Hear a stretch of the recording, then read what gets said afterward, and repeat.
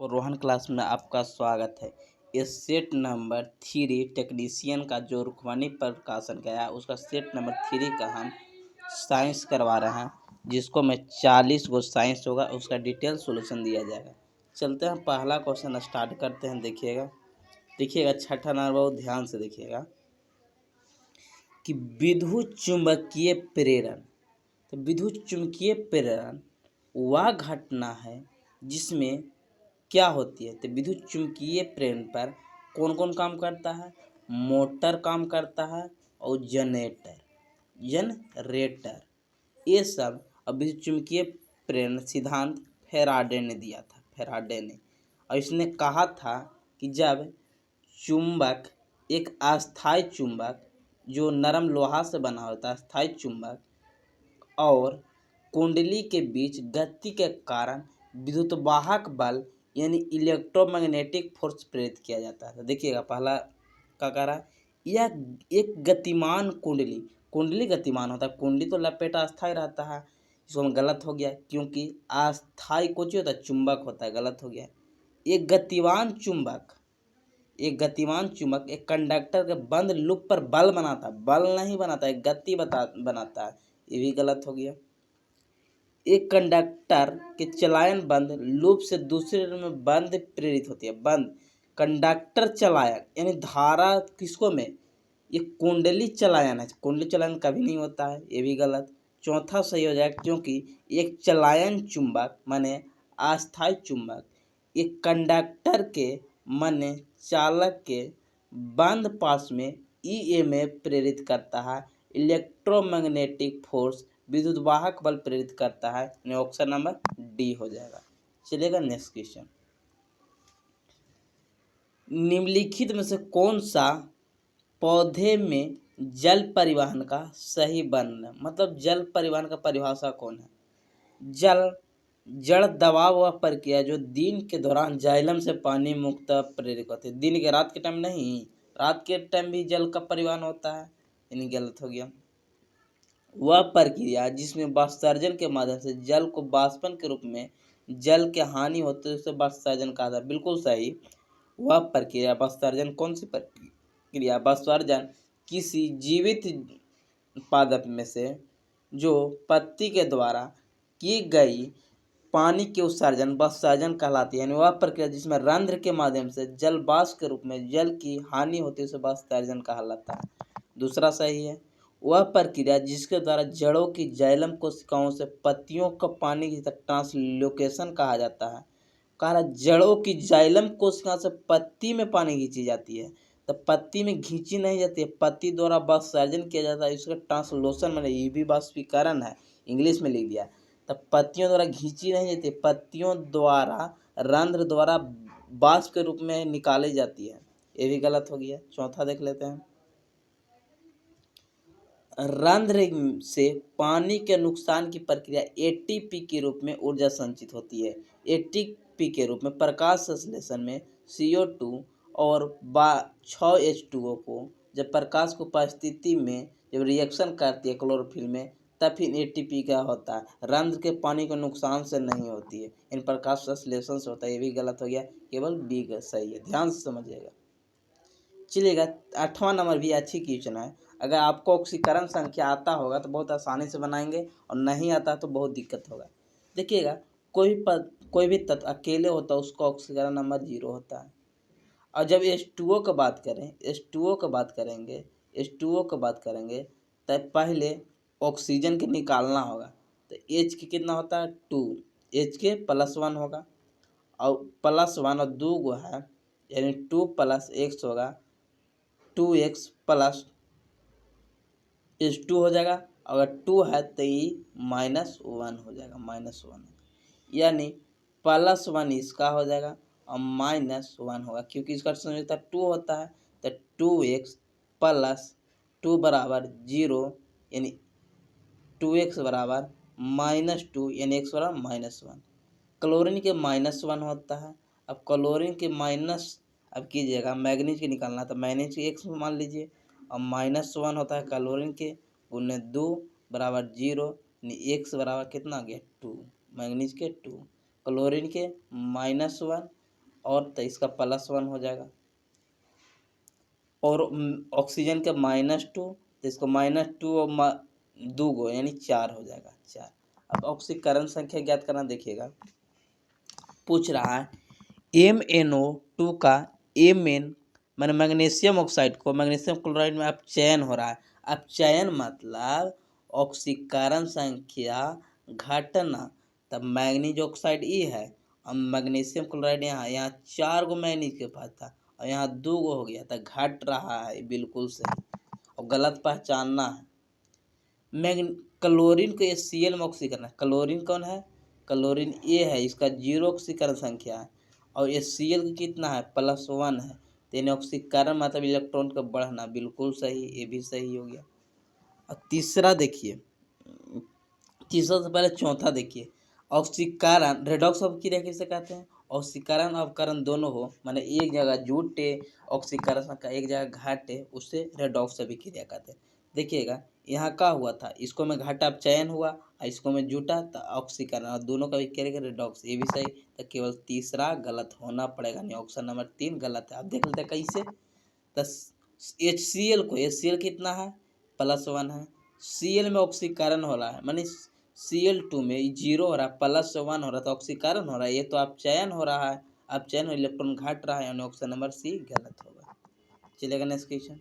थोड़ा सा आपको परेशानी होगा क्योंकि बल कैसा मतलब न्यूटन नहीं है, आपको समझना ही पड़ेगा। देखिएगा 9वां नंबर, एक मोटर गाड़ी जिसका द्रव्यमान 300 किलोग्राम है, मतलब एक वस्तु गाड़ी है जिसकी वजन कितना है? 300 kg, 36 किलोमीटर प्रति घंटे से वेग से चली, यानी यू बराबर कितना है? 36 किलोमीटर। तो इसको मीटर में बदलेंगे, 5/18 यानी कितना हो गया? 10 हो गया इसका, 10 मीटर प्रति सेकेंड इसका वेग हो गया। अब भी निकालना है, टाइम कितना देना है? 30 सेकेंड, टाइम बराबर 30 सेकेंड। गाड़ी से वेग से घटकर 27 किलोमीटर प्रति घंटा हो जाती है, मतलब भी बराबर 27 करना, तो 27 गुने 5/18 क्योंकि किलोमीटर में है, इसका कीजिएगा तो 3 बार में और ये 2 बार में, मतलब प्रति 15, यानी भी बराबर कितना गया? 7.5। अब लगा दीजिए, मंद बल बराबर क्या होता है? अब जानते हैं कि फादर बराबर माँ होती है, माँ होता है, यानी F बराबर M कितना है? 3000। और ए यानी त्वरण का हो जाएगा, त्वरण बराबर ए बराबर होता है V-U/T होता है। तो इसको लिख सकते ना है, भी कितना है? भी 7.5 और माइनस यू कितना है? 10 है और बटा 30 मंदन बल के रहा, यानी समय कितना है? 30। तो 1 0 से 1 0 और इस कितना हो जाएगा? 2.5 -2.5 और 30 से यानी 100 बार में, 100 बार में यानी कितना होगा? अगर 2.5 से 100 से गुना करें तो कितना हो जाएगा? ऑप्शन नंबर ए 250 न्यूटन हो जाएगा, 250 न्यूटन हो जाएगा। चलेगा नेक्स्ट क्वेश्चन। टिबिया तथा फिब्यूला के बीच कौन सी संधि होती है? टिबिया, आपको टिबिया कौन सा हड्डी पहले मिलेगा? टिबिया हड्डी आपको मिलेगा जांघ की हड्डी, और जांघ की हड्डी टिबिया फेबुला जांघ के नीचे यानी घुटना के नीचे टिबिया और फेबुला मिलेगा, और फीमर सबसे बड़ी जो जांघ की हड्डी कहा जाता है उसको बीच में अब देखिएगा तो एक ही कब्जा पर, जिससे आप अपना दरवाज़ा देखिए तो उसका एक तरफ खुलता ही है, इसी तरह आपका पैर भी एक तरफ मतलब नीचे ही और घटते बढ़ेगा, आपको डाउन होगा, यानी कब्जा संधि होगा, कब्जे पर ही घूमेगा। ऑप्शन नंबर ए हो जाएगा। सैंडल संधि ये अंगूठा में पाई जाती है, अंगूठा में पाई जाती है, जो चारों तरफ एक ही दिशा से घूम जाए, ये अंगूठा में। ऐसे याद रखिए, कोई का अंगूठा दिखाइएगा तो सैंडल दिखा देगा, यानी अंगूठा सैंडल संधि हो जाएगा। अपूर्ण संधि जो एकदम अस्थायी हो, जो आपका खोपड़ी है पूरा पूरा चेहरा है वो अस्थायी है, कभी घूम नहीं सकता है, ये हो गया अपूर्ण संधि। चलेगा नेक्स्ट क्वेश्चन। गैसों के बारे में कौन सा कथन सही है? अब जानते हैं कि पदार्थ की 3 अवस्था होती है, ठोस होता है, द्रव होता है और गैस होता है। जिसको में ठोस में आकार निश्चित होता है, आकार भी निश्चित होता है और आयतन भी निश्चित होता है। देखिएगा आकार दम निश्चित होगा, ठोस में दोनों निश्चित। इसको में आयतन तो निश्चित होती है लेकिन आकार अनिश्चित, जैसा में डालिएगा वैसा रहेगा और दोनों इसको अनिश्चित होगा। यानी कौन हो जाएगा? ऑप्शन नंबर डी हो जाएगा। गैसों में न तो निश्चित आयतन होती है और न ही आकार होती है, जैसा बर्तन में डालिएगा वैसने, और अगर छोड़ दीजिएगा तो आयतन में भी परिवर्तन हो जाएगा। चलिएगा नेक्स्ट क्वेश्चन 12 नंबर। निम्नलिखित में से कौन सा ताप दृढ़ प्लास्टिक है? ताप दृढ़ प्लास्टिक मतलब कठोर, फिर से उसको हम ना बनावे, बन गया तब बन गया। ताप दृढ़ जिसको थर्मोसेटिंग भी कहा जाता है। थर्मो इंग्लिश में देखिएगा थर्मोसेटिंग। अगर आप कोई दिक्कत हो तो आप स्क्रीन पर ही आपको इंग्लिश चेक करना है कि थर्मोप्लास्टिक आ रहा है, थर्मोसेटिंग। थर्मो सेटिंग, सेटिंग मतलब एक बार सेटिंग हो गया तो हो गया फिक्स, बार सेटिंग हटेगा नहीं। ये बेकेलाइट होती है और बेकेलाइट में फिनॉल पाया जाता है, यानी C6H5OH फिनॉल प्लस एल्डिहाइड यानी CHO। तो फॉर्मल्डिहाइड और फिनॉल और फॉर्मल्डिहाइड के साथ अभिक्रिया कराकर बेकेलाइट को निर्माण किया जाता है। और ये तापदृढ़ प्लास्टिक होती है, मतलब एक बार फिक्स हो गया उसके बाद उसको कोई चीज में उपयोग नहीं होगा। चलेगा ना इसके? 4500 एंगस्ट्रॉम, 5400 एंगस्ट्रॉम और 6000 एंगस्ट्रॉम तरंग दैर्ध्य वाली प्रकाश की किरणें एक प्रिज्म से होकर गुजारी जाती है, तो विचलन कौन होगी? तो आप जानते हैं कि तरंग दैर्ध्य व्युत्क्रमानुपाती होता है विचलन। जैसे आप एग्जाम्पल में आपको बता दें कि तरंग दैर्ध्य सबसे ज़्यादा लाल के होती है और लाल के तरंग दैर्ध्य ज़्यादा होती है, विचलन कम होती है। विचलन मतलब क्या हो गया? प्रकीर्णन, माने क्षय कम होता है। तो जिसका तरंग दैर्ध्य ज़्यादा होगा वो कम क्षय होगा। तो कह रहा है किसका विचलन कोण अधिक होगा, मतलब क्षय ज़्यादा किसका होगा? जिसका कम तरंग दैर्ध्य होगा। तो कम किसका है? 45 के। तो यानी ऑप्शन नंबर बी हो जाएगा। 4500 एंगस्ट्रॉम के प्रकाश के अधिक विचलन होगा। विचलन मतलब बिखर जाएगा। और तरंग दैर्ध्य ज़्यादा होगा, प्रकीर्णन यानी विचलन नहीं होगा, टूटेगा नहीं। इस चलते लाल का प्रयोग खतरनाक प्रयोग किया जाता है, क्योंकि दूर से दिखाई दे, बिखरे नहीं। बिखर जाएगा तो अगर कोई चीज़ है तो अलग अलग बढ़ जाएगा तो दिक्कत ना होगा, अगर एक जगह जाए तो अच्छा से दिखाई देगा। चलेगा नेक्स्ट क्वेश्चन। उसके बाद देखिएगा ये जीके हो गया। 26 नंबर देखिएगा। शरीर की आयोडीन की कमी का लक्षण निम्नलिखित में कौन सा? तो आयोडीन की कमी से थायराइड में ग्रंथि में सूजन आ जाती है, जिसको गलकंड रोग या गलकंड रोग कहा जाता है। ऑप्शन नंबर डी हो जाएगा। और जिसको घेंघा रोग भी कहा जाता है। रतौंधी विटामिन ए के कमी से होता है।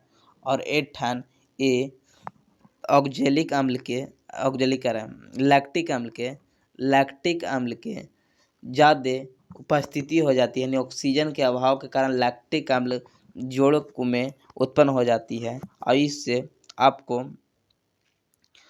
ये दिक्कत होने लगती है, ऐंठन होने लगती है, अचानक वजन कम होना, ये विटामिन डी के कमी से यानी अस्थियों में कमजोरी आना, ये सब होगा।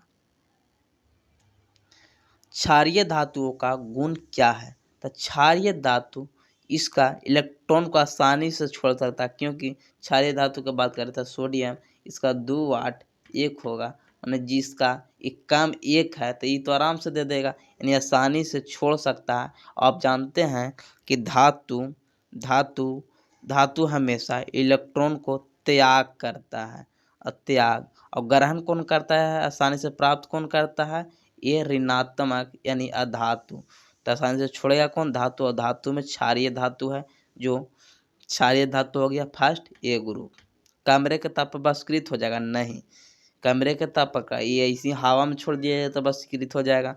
कमरे के ताप पर स्थिर होगा? कभी नहीं। इलेक्ट्रॉन का आसानी से प्राप्त करता है? ये तो कभी नहीं होगा, क्योंकि ये धातु का गुण है। चलेगा नेक्स्ट क्वेश्चन देखिएगा। वो रहा 28 नंबर। 10 सेंटीमीटर फोकस दूरी वाला उत्तल लेंस एक साधारण सूक्ष्मदर्शी के रूप में प्रयोग किया जाता है। मतलब एफ बराबर कितना है 10 सेंटीमीटर। उत्तल लेंस है। उत्तल लेंस कैसा होता है, ऐसा रहता है, और कोई भी सूक्ष्मदर्शी में उत्तल लेंस ही लगाया जाता है।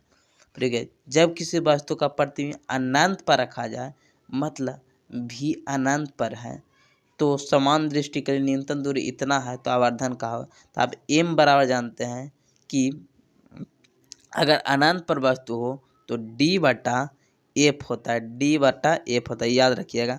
अगर नॉर्मल बात करें सूक्ष्मदर्शी के तो 1 प्लस डी बटा एफ बटा डी होता है, लेकिन अब अनंत पर हो तो डी बटा एफ होता है। तो डी कितना है 25 है, 25, और एफ कितना है 10 यानी 2.5 होगा जब अनंत पर वस्तु होता है। न तो इसे 1 प्लस एफ बटा डी होता है। चलिए नेक्स्ट क्वेश्चन। विद्युत वाहक बल को मापने के लिए निम्नलिखित में से किस उपकरण का प्रयोग किया जाता है। विद्युत वाहक बल को मापने के लिए पोटेंशियोमीटर के यानी विभवमापी का प्रयोग करते हैं। फोटोमीटर से ये सब प्रकाश को मापा जाता है। चलिए नेक्स्ट क्वेश्चन।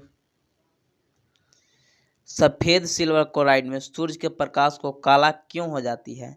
सफेद सिल्वर क्लोराइड यानी AgCl जब प्रकाश की उपस्थिति में आती है तो सिल्वर प्लस में टूट जाता है, क्लोरीन माइनस से टूट जाता है, यानी सिल्वर क्लोराइड प्रकाश अपघटन के द्वारा सिल्वर और क्लोराइड में अपघटन हो जाती है। ऑप्शन नंबर सी हो जाएगा। देखिएगा ये Cl का pH मान कितना होगा। ऐसे तो आप जानते हैं कि Cl के pH मान 1.5 होता है, लेकिन अगर आपको निकालने के लिए कहा जाए तो कितना है, आप इसको कर सकते ना है 10 के पावर 3 लिख सकते हैं, यानी 1/10 के पावर 3 लिख सकते हैं। 1/10 के पावर 3 अगर ऊपर ले जाएंगे 10 के पावर -3, जितना माइनस में pH मान के पावर होगा उतने pH मान होता है, यानी ऑप्शन नंबर 3 हो जाएगा। यानी 10 के पावर 3 मिल गया तो 10 के पावर 3 माने pH मान 3, 10 के पावर -4 मिल जाएगा तो pH मान 4, 10 के पावर -5 मिले तो pH मान 5 होगा। ये भी ध्यान रखिए। तो कभी ऐसे भी लिख देगा, मान लीजिए कभी दशमलव में 0.001 लिख देगा, ऐसे भी ध्यान रखिएगा। तो आप ऐसे कर लीजिएगा, आसानी होगा। कोई सूत्र की ज़रूरत ना है कि pH ऐसे तो होता है कि H प्लस बराबर माइनस लॉग का मान होता है, लॉग का मान रख लीजिए। ऐसे भी होता है लेकिन उसका ज़रूरत आपका नहीं है। कोई इलेक्ट्रॉन जब किसी चुंबकीय क्षेत्र में होकर गुजरती है तब क्या प्राप्त होती है।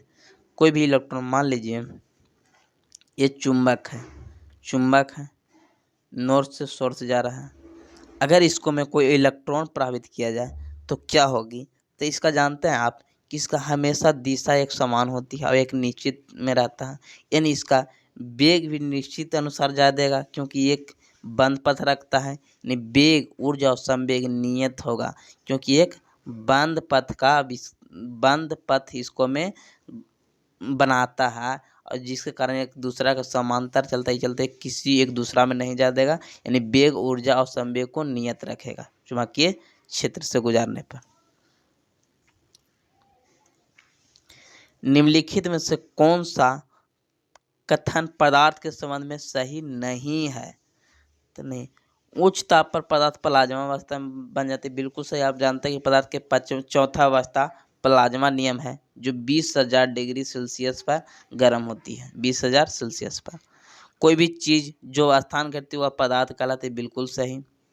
जो पदार्थ आयतन घेरे जिसमें द्रव्यमान हो ये वस्तु पदार्थ कहलाती है। सभी पदार्थ बड़े कण अन्य छोटे परमाणु अणुओं से बने थे, बिल्कुल सही। जिसने डाल्टन ने कहा था कि सभी पदार्थ परमाणु अणु से छोटे कण से बने होते, बिल्कुल सही। कोलाइडी पदार्थ की अपेक्षा बड़े कण, कोलाइडी के जानते हैं कि 10 के पावर 9 यानी बहुत अत्यंत हो, जिसको सूक्ष्मदर्शी से देखना भी मुश्किल होती है, तब पदार्थ से बड़ा अणु हो जाएगा। नहीं, अब जानते हैं कोलाइडी ही पदार्थ से बड़ा, मान लीजिए इससे पदार्थ बना था, इससे बड़ा नहीं होगा क्योंकि इससे बना है, तो यानी बाप से बड़ा बेटा हो सकता है, नहीं हो सकता, यानी इसको से ही बना है तो इसको कैसे हो जाएगा। बड़ा। जिससे पदार्थ बना कोलाइडी से यानी अणु छोटे छोटे से बना, तो उससे वो बना, तो इससे कैसे ही बन जाएगा। चलिए नेक्स्ट क्वेश्चन देखिएगा। नेक्स्ट क्वेश्चन पूरा पूरा इसको में नहीं है, देखिएगा आगे होगा। देखिएगा 46 नंबर। 46 नंबर किधर है? 46 नंबर यहाँ पर।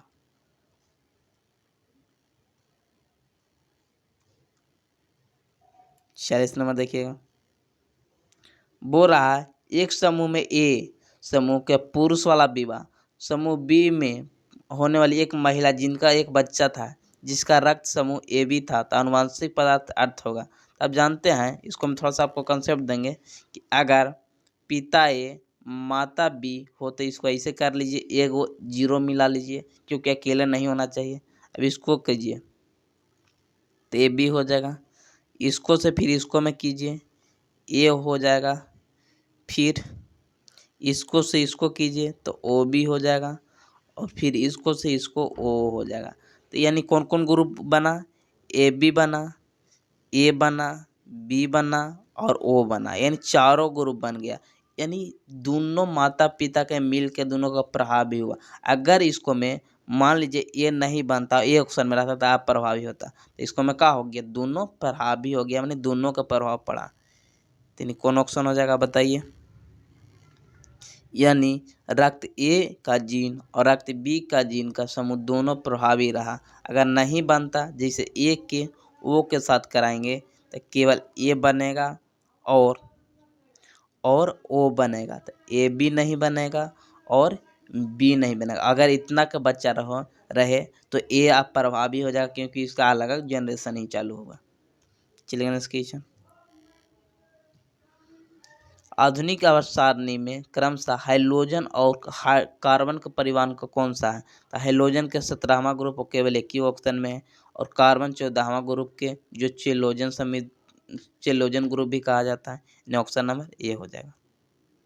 देखिएगा बहुत अच्छी क्वेश्चन 18 देखिएगा, एकदम समझिएगा। बोला किसी वस्तु के एक उत्तल लेंस ये है,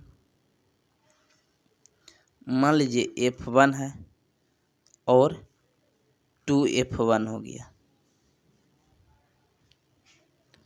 F2 हो गया, और ये बीच में ओरिजिनल होगा, ये F2F1 हो जाएगा और 2F2 हो जाएगा।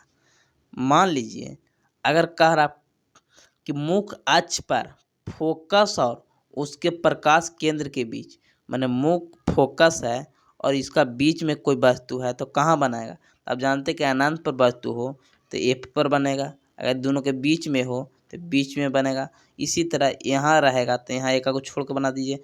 अगर यहाँ पर रहे फोकस और ध्रुव और फोकस के बीच, तो वस्तु इधर बनेगा और वास्तव आभासी बनेगा और बड़ा आकार का बनेगा। ऑप्शन नंबर बी हो जाएगा। इसका 6 कंडीशन होता है। इसको घटा लीजिए, अनंत पर होगा तो ए पर, इसको बीच में होगा तो बीच में धीरे धीरे घटाइएगा तो यहाँ से ए आगे आ जाएगा, यानी सीधा वस्तु बनेगा और वस्तु से बड़ा बन जाएगा। ऑप्शन नंबर बी हो जाएगा। संयोजन अभिक्रिया मतलब जुटना, तो जुट रहा है कौन कौन? मैग्नीशियम को ऑक्सीजन के साथ मैग्नीशियम ऑक्साइड, इसको CO यानी कार्बन डाइऑक्साइड को कार्बन मोनोऑक्साइड के H2O के साथ, तो ये CH3OH बन जाएगा, यानी केवल 2 और 3 हो जाएगा। आओ बाकी देख लीजिए नहीं होगा, ये सब टूट रहा है, ये यहाँ पर घटाना भी क्रिया हो रहा है। कल ही इसको बताए थे कि एक फूल में प्रजनन का भाग कौन सा होता है? तब पुकेसर मतलब पुकेसर जो पुल्लिंग की होती है, और कार्पस जो स्त्री केसर होती है। ऑप्शन नंबर ए हो जाएगा। कैलिक्स की बात करें, कैलिक्स होती है जो फूल के दलपुंज जिसको कहते हैं, एक कैलिक्स होता है, और कोरोला जो दलपुंज होती है। लाल रंग का प्रकाश कोहरे तथा धुएं में, जैसे लाल रंग है तो कोहरे में क्या होता है? प्रकीर्णित कम, यानी क्षय कम होता है, चलो दूर से, यानी इसका प्रकीर्णित मतलब क्षय, यानी कम क्षय होता है, क्योंकि इसका तरंगदैर्ध्य अन्य की तुलना में क्या होता है? अधिक होता है, यानी प्रकीर्णन कम यानी सबसे कम और तरंग दैर्ध्य अधिक होगा। ऑप्शन नंबर सी हो जाएगा।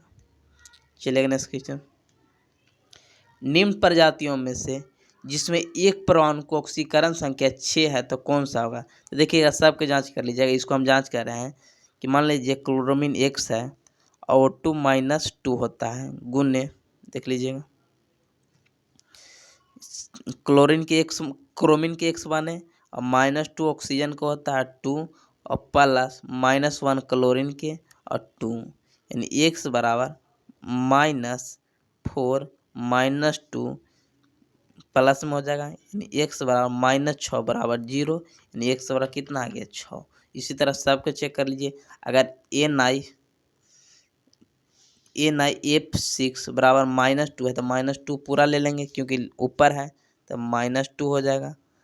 अब इसको N को निकालना था X मान लीजिए और फ्लोरीन का -1 होता है -1 गुने 6 बराबर -2 इधर लेके चलिएगा तो 4 आ जाएगा। इसी तरह सबको चेक कीजिएगा। ऑप्शन नंबर डी हो जाएगा। कौन सा सम्मिलित नहीं है। मेलाटोनिन निद्रा के कारण निद्रा नियंत्रण करता है, बिल्कुल सही। इंसुलिन शकरा को, बिल्कुल सही। ऑक्सीटोसिन स्तन ग्रंथियों से दूध निकालने के लिए। गैस्ट्रिन HCl का निर्माण करता है यानी रक्तचाप को नियमन नहीं करता। ऑप्शन नंबर डी गलत है।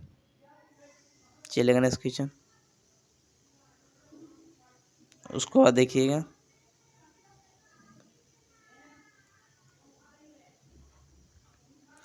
मानव नेत्र के संबंध में कौन सी कथन सही है। तो मानव नेत्र ऐसा मिलेगा आपको,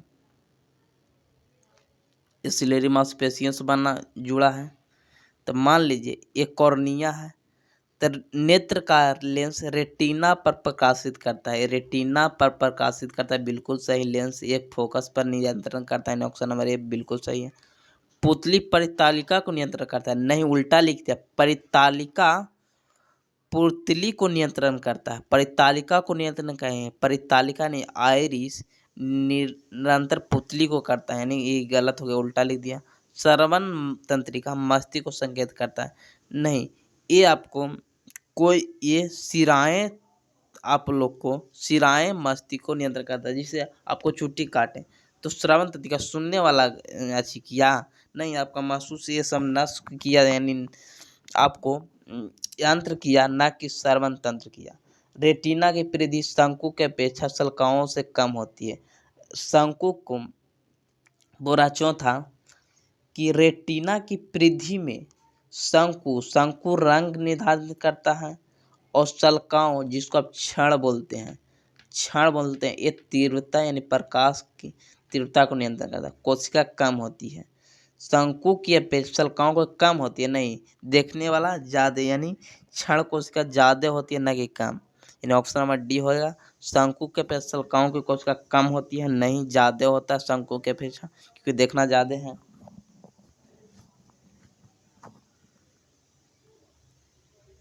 शल्काओं की कोशिकाओं से कम होती है, नहीं शंकु वाला ज़्यादा होता है, ये भी गलत है। देखिएगा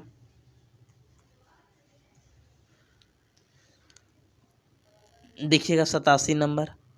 5 एम्पियर के फ्यूज का अधिकतम 1 वाट सहन करने के लिए प्रतिरोध क्या होना चाहिए। तो आप जानते हैं कि P बराबर आई स्क्वायर आर होता है। तो आर ज्ञात करना है और P कितना है 1 दिल है और आई कितना है 5 के स्क्वायर यानी 25 गुने आर कीजिएगा तो 0.04 हो जाएगा। ऑप्शन नंबर ये हो जाएगा। ऑक्सीजन के अनुपात को ज्ञात कीजिए। तो ऑक्सीजन यहाँ कितना है 3 गो, द्रव्यमान से कोई ज़रूरत नहीं, ऑक्सीजन है और 1 गो है तो ऑप्शन नंबर बी हो जाएगा। आप ऐसे ना निकाल लगे 16 गुने 3 और 16 गुने 2 तो इससे तो ऐसू कट गया 16 यानी 3:1 हो जाएगा। 3:1 ऐसू हो गया। उसको में कोई की ज़रूरत नहीं, लोहा का नहीं पूछा है। खेलते समय रवि के घुटने में चोट लगी जिससे खून बहने लगा, कुछ बाद देखने खून बंद हो गया, ये किसके कारण हो गया, प्लेटलेट्स के कारण उसका खून जम गया। लाल रक्त कोशिकाएं के कारण O2 का परिवहन करता है। लिम्फोसाइट यानी WBC की बात करें ये प्रतिरक्षा का काम करता है। इस्नोफिल ही WBC के भाग है। इस्नोफिल बेसोफिल मोनोफिल ये सब उसका ही भाग है। एक लेंस के सामने 60 सेंटीमीटर की दूरी पर रखे वस्तु का काल्पनिक प्रतिबिंब 20 सेंटीमीटर की दूरी पर बने तो लेंस की फोकस दूरी तथा लेंस का प्रकृति बताइए। तो देखिएगा बोल रहा है कि एक का है, ध्यान से समझिएगा इसको, एक लेंस को इतना दूरी पर रखे वस्तु, यानी एक लेंस के सामने 60 सेंटीमीटर की दूरी पर रखे वस्तु, माने यू बराबर का है, कोई भी वस्तु हो तो -60 हो जाएगा। वस्तु की दूरी कुछ लेंस रहे या आपता रहे कुछ रहे माइनस में ही होती है। और काल्पनिक प्रतिबिंब 20 सेंटीमीटर, और लेंस की बात करेंगे तो अगर प्रतिबिंब काल्पनिक बन रहा है तो माइनस में ही बनेगा, क्योंकि आप जानते हैं कि अगर मान लीजिए उत्तल लेंस ले लिए, उत्तल लेंस, तो इसका तो वास्तविक बनेगा हमेशा वास्तविक, लेकिन यहाँ पर रखिएगा तो उल्टा बनेगा। और इधर इधर का होता है नेगेटिव होता है, नेगेटिव बनेगा हमेशा। अगर उत्तल के बात करें अवतल लेंस के, इसका भी इधर ही बनेगा। आभासी बने वास्तव आभासी बनेगा तो ये भी नेगेटिव में ही बनेगा। निम्न हमेशा नेगेटिव ही लेंगे किसको में, लेंस में। जब काल्पनिक की बात करेगा तो फोकस दूरी ज्ञात कीजिए, तो लगा दीजिए 1/v माइनस 1/u बराबर 1/f होता है। इसको लगाइएगा तो ऑप्शन नंबर सी आ जाएगा। चलिएगा नेक्स्ट क्वेश्चन, इसको लगा लीजिए, कोई भारी बात नहीं है। एक उपग्रह जिसके पृथ्वी के चारों वृत्ताकार कक्षा में चक्कर लगा रहा है, यदि पृथ्वी की महत्तम दूरी d1 d2 है तो क्रमशः वेग इतना है। इसका सूत्र ही होता है v1/v2 बराबर d1/d2। ये हो गया चालों का, और ये हो गया दूरी के लिए उल्टा लिखिएगा, d2/d1 लिखिएगा। ऑप्शन नंबर सी हो जाएगा, इसको याद रखिएगा। चलिएगा नेक्स्ट क्वेश्चन, निम्नलिखित में कौन सा संतुलित अभिक्रिया कौन सी है। तो देखिएगा संतुलित कहेगा कि ये भी है, एगो एगो यहाँ ये भी ये भी है, संख्या बराबर है, लेकिन यहाँ डी करेक्ट होगा, क्योंकि आप जानते हैं कि परमाणु निकता होती है जो मतलब हमेशा उसका साथ होती है, ये तो तत्व हो जाएगा, गलत हो जाएगा। यानी H2 के रूप में लिखते हैं, जैसे O2 है तो O2 के रूप में यानी द्विपरमाणु के रूप में लिखेंगे, और Br को भी 2 में लिखेंगे, यानी तत्व के रूप में लिखेंगे। ऑप्शन नंबर डी हो जाएगा। न्यूलन नास्टक सिद्धांत के पोटेशियम और कॉपर के बीच कितने तत्व है, 7 को। क्योंकि आप जाने मान लीजिए पोटेशियम 19 है और कॉपर 29 है, तो कहिएगा इसको बीच में तो 9 गो तत्व है, 9 गो है। लेकिन आप जानते थे कि Fe से कोबाल्ट और निकल को हाइड्रोजन में ले जाकर रख दिया तो 2 गो तो घट गया, यानी के गो बचा, 9 में से 2 घटे यानी 7 गो बचा। पूछ रहा है एक बिंदु स्रोत से समांतर किरण पुंज उत्पन्न की जा सकती है। तो देखिएगा एक इसका लेंस ले लीजिए, अगर इसको फोकस से गुजारिएगा उत्तल को तब समांतर भी हो सकता है। अगर आप अवतल दर्पण ले लीजिए, इसका भी फोकस से कीजिएगा तो समांतर गुजरेगा। यानी कौन कौन हो जाएगा, उत्तल लेंस हो जाएगा और अवतल दर्पण होगा। ऑप्शन नंबर सी हो जाएगा। चलिएगा नेक्स्ट क्वेश्चन, आहार में मौजूद वह छोटी से छोटी आंत में बड़ी गुलिकाएं होती है, क्या करती है, क्योंकि वसा अमाशय में उत्पन्न जलयुक्त कदरम के साथ अच्छी तरह मिश्रित नहीं होती, इसकी याद रखिएगा। चलिए नेक्स्ट क्वेश्चन, ये बहुत अच्छी सरल आवर्त गति में कण की कुल ऊर्जा किसके समानुपाती होता है। अब जानते हैं कि सरल आवर्ती में 2 प्रकार की ऊर्जा होती है, एक काइनेटिक ऊर्जा हो जाएगा और एक स्थित ऊर्जा का। अब पहले लोलक बना लेते हैं, मान लीजिए ये लोलक है, ये विस्थापन हो जाएगा, तो इसका स्थिति ऊर्जा बराबर होता है 1/2 m ओमेगा स्क्वायर और ए स्क्वायर, ए का है विस्थापन है, और इसका क्या होता है 1/2 m ओमेगा स्क्वायर और एक्स स्क्वायर, एक्स विस्थापन है, तो दोनों कॉमन ले लेंगे तो क्या हो जाएगा, काइनेटिक यानी कुल ऊर्जा बराबर ए स्क्वायर हो जाएगा और विस्थापन के होल स्क्वायर। तो कौन कौन, गति के आयाम के वर्ग और विस्थापन के वर्ग के समानुपाती भी होगा, क्योंकि एक विस्थापन के है, इन दोनों हो जाएगा कौन कौन, आयाम के वर्ग के समानुपाती हो जाएगा और विस्थापन है, एक स्क्वायर के भी समानुपाती हो जाएगा। ऑप्शन नंबर कौन हो जाएगा, ए डी हो जाएगा। और इसका वर्ग होगा, इसका विस्थापन का वर्ग होता तो ये भी सही होता, यानी वर्ग समानुपाती होगा ए आम के। 4 तत्व है, मान लीजिए ये 2 का है, ये 2 का हो जाएगा हीलियम हो जाएगा, एक कार्बन हो गया, ये आपको एल्युमिनियम हो जाएगा और ये आर्गन हो गया। तो कौन अकेले गैस ई और ई है, यानी पी और एस हो जाएगा ऑप्शन नंबर सी। और थोड़ा सा स्पीड, थोड़ा सा टाइम नहीं चलते ना तो बहुत अच्छा से हम बताते। एक हल्के और भारी पिंड की गतिज ऊर्जा समान हो तो किसका संवेग अधिक होगा। अब जानते हैं काइनेटिक ऊर्जा बराबर पी स्क्वायर बटा 2m होता है, यानी काइनेटिक ऊर्जा बराबर है तो 2m बराबर पी स्क्वायर हो जाएगा। तो m जितना ज़्यादा हो उतना ही संवेग हो, यानी भारी पिंड का हो जाएगा।